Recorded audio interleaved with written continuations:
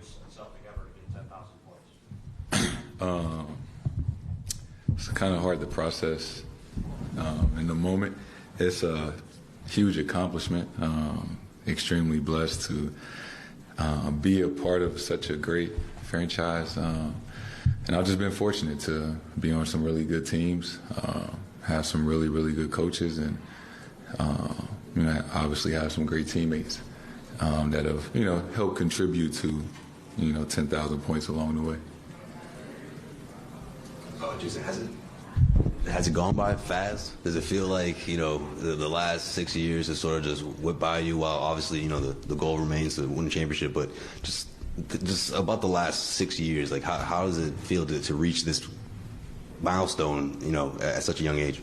Yeah, I mean, it definitely has gone by fast. I remember getting drafted in this building in, 2017. So time has gone by fast, and just trying to stay present, stay in the moment, and enjoy it. 10,000 points sounds crazy to, just think about. I always think about when I was a kid, growing up with my mom, and saying I wanted to be in the NBA, and while I may have thought I would be one of the best players, and to actually do it is a surreal feeling. So just kind of living out my dream, and it was a pleasure having my mom and my grandma was here today. So besides Deuce, it was my two favorite people in the world. So to share that moment with them was cool. Jayson, did you know you needed 16 points? Yeah, I knew today before the game that I was 16 points away. I didn't know I would be the youngest Celtic or anything like that. I just know I needed 16 points. And there was a play in the fourth quarter where you pushed the ball and you gave alley-oop to Porzingis. He got fouled, but you seemed really pumped on that play to share the ball as much as you like to take the ball and you like to score. Is it a pleasure to share the ball? Like, are you taking more of and distributing and kind of being that decoy at times when you're doubled to give the ball to Porzingis or give the ball to someone else to score? Yeah, absolutely. I mean, it's a team sport, and to accomplish what we're trying to do, we're gonna need everybody, and you want everybody to feel good about themselves, and you want everybody to get going, and if there's opportunity for somebody to get a three or a fast break or catch an alley-oop dunk, and how that feels, how that gets somebody going when that opportunity presents itself. Seeing your other teammates accomplish something or make a big play, it ignites the rest of us. So when I seen it running, I was trying to get a big play for for the whole team to keep that run going. At the beginning of crunch time, I can't follow a switch and trying to attack, but then as the fourth went on, it was really you playing it. And it's like, it seems like the last few years and the games, you're really looking more to draw the defense and pass out a bit. So I guess if you look back on getting to the 10,000 points, how much do you feel like you've evolved to be more of a complete playmaker, and that became the hallmark of your game? Yeah, it's just all about reading the game, right? I hit 2 threes, I got the layup, technical foul, hit the free throw. I got it going. So everybody, they knew that. And part of the game is just being able to make plays, and that varies from possession to possession. And that's what the best of the best players do. When it's time to make a play for yourself and score for the team, they do that. And when they start hitting and coming to blitz, making the right read so we get the 2-on-1s behind them, you got to do that as well. I mean, when you look back to draft night when you were first here, how did you think you could win a game versus when you look at it now? How do you feel what's the best chance for you? Man, I was ignorant when I got drafted. It's like what I thought I knew. First of all, I didn't even want to come because I didn't think I was going to play. They had Gordon and JB and Isaiah Thompson, Smart, and I didn't think I was good enough to be on that team. So it didn't even cross my mind how to close the game out, how to finish. I was just more concerned about getting in the game and starting. But things happen for a reason, and I got my opportunity, and it's been a long process. I've had to learn through the ups and downs, through my mistakes of, late game decisions or whatever it may be. Just growing pains and playing enough games, being in enough playoff series. You learn from those things. Jayson, we haven't talked to you in a few days.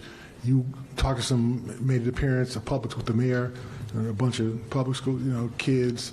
They ran up on you and they hugged you and they were chanting your name. What does that mean to be in the city of Boston, kind of a hero? I mean, you grew up in St. Louis, and I know you had your sports heroes, but to kind of be a sports hero in Boston and to see the love you get from kids who look up and want to be like you, what does that mean?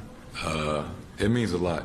And I think, I did an interview this summer where I've said over the last year and a half, 2 years, I've really felt that connection with the city of Boston. And when I said that, I meant the people that I know, the people I don't know, people I see at the gas station, and doing more things like that, going to the children's hospital, surprising the kids at the high school, and seeing those genuine reactions of the excitement on their faces when I walked in.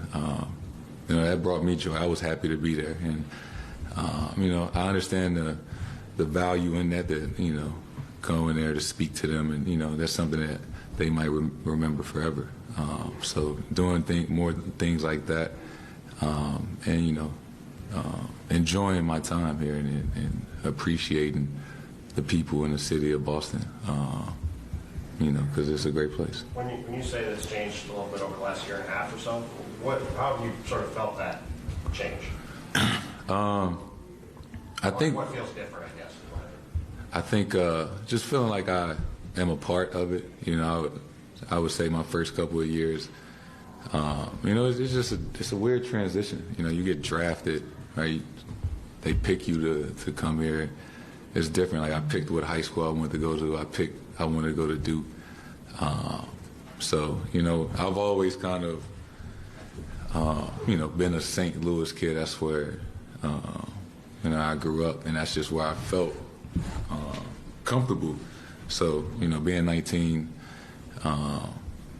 it was an adjustment. But you realize my son was born in Boston. I bought my first house, my car. My mom lives in Boston. I've spent almost a third of my life.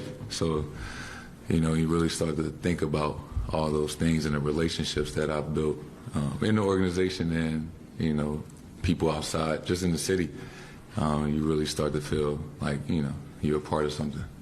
You've also been on some really good teams here. Do you feel like this team has a chance to maybe be as good as any you've been on, even though it's only been a few games?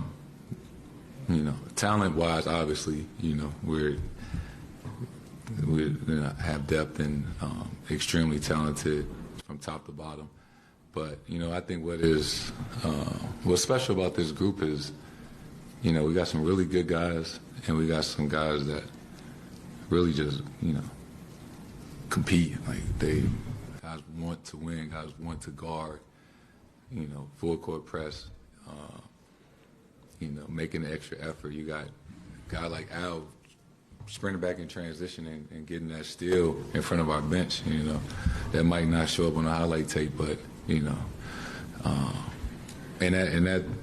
that's just like a snowball effect, and it's contagious. We got guys that work really hard, selfless, and I think it's a product of, we've been so close these last 2 years that, guys really just like want to do whatever it takes.